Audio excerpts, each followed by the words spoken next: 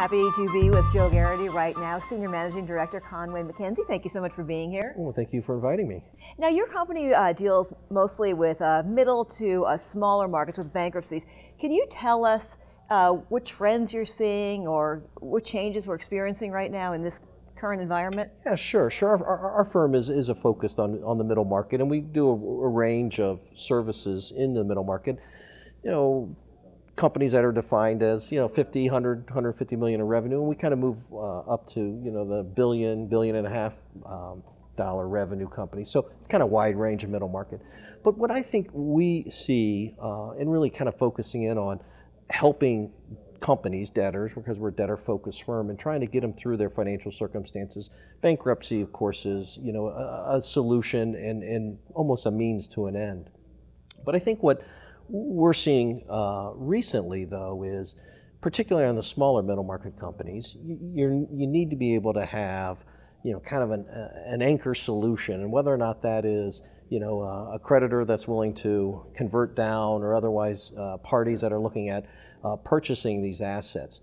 In those situations, given lack of liquidity, and that's kind of a common theme among these smaller deals, where you really don't have time and the leisure of trying to fix your issues outside of a bankruptcy, or otherwise getting patience from the other creditors, you typically have to try to pull together something on an accelerated basis, but also in a very professional manner. And I think as we look at it in terms of what are the best practices associated with that, and I think there's really kind of three elements that we think are really important.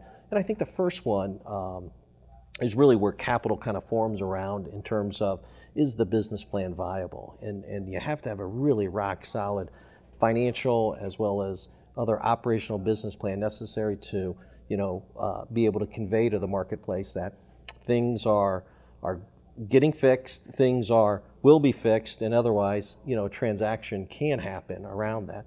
I think the other really key element on that is, given the fact that you may not have as much time as you need or otherwise optimal, I think you got to be as creative as possible with regard to, how do you attract interested parties into your deal, including, strategics. And there's been a lot of discussion at this wonderful conference about, strategics interested in buying distressed companies, and there's a common thought that no, they really don't want to get involved in purchasing distressed companies. But our view is, as a financial advisor, you really got to be able to kind of educate as many people about this asset necessary to get them comfortable with making, an acquisition. So again, in terms of a best practice, trying to be able to create as much interest in the asset and convincing as many parties that, this asset is something that can get traded, and somebody investing in it is going to get a return for that capital. I think the final element of a best practice is really focused in on speed. And speed, not just, you're working all night to get the business plan done, but speed with regard to developing multiple plans to the extent that your plan A doesn't work. Well, what's plan B?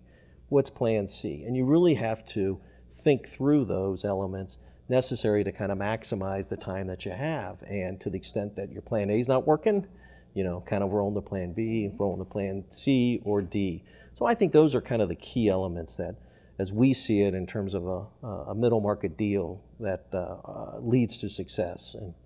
So what kind of changes have you seen as far as organized labor when you have to deal with these companies that have these unions? Well, that's a great question. And I think there's been, a lot of press, good and bad, with regard to unions not being as accommodating with regard to supporting a transaction hostess, for example.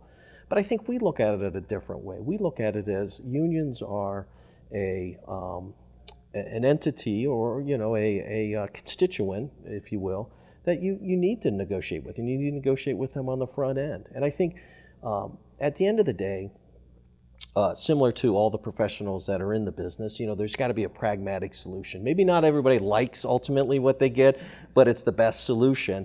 And I think unions are in that ilk too. And but I think a couple key ingredients in terms of being able to work effectively with unions is, you don't get into a situation where it's about price of labor, where you're telling the union that, they need a 20% reduction in price necessary to be viable. Well, that really is not going to work. And I think in some situations, that's kind of the line of negotiation. I think the more practical and the more successful line is, not mess with the price of labor, but let's work around the volume of labor.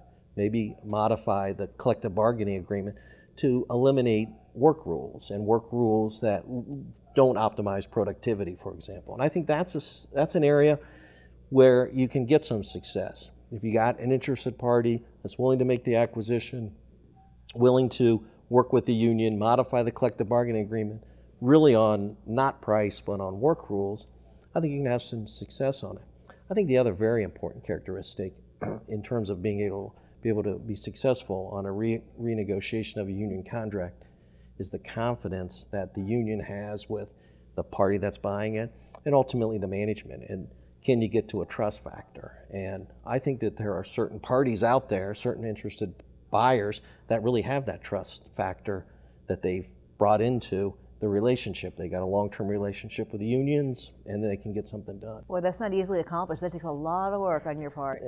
Well, it's part of the situation where you need to get people focused on the positive and what can happen as a part of a deal, as opposed to negotiating strict one-off price reductions or anything like that. More of a consensual deal. But clearly, I think it's you got to have the relationship with the unions necessary to make something positive happen. One thing about the playbook, it seems like the strategies change over the years, so you just have to keep ahead of the game, right? Well, you do, and that's where it's all about, is trying to think through what's going to be, what are the motivating factors of the interested parties, and how do you kind of fit a deal within those motivating factors. Well, you do a great job at it, so thank you so much. Thank you. Thanks for being here. Yeah, thank you.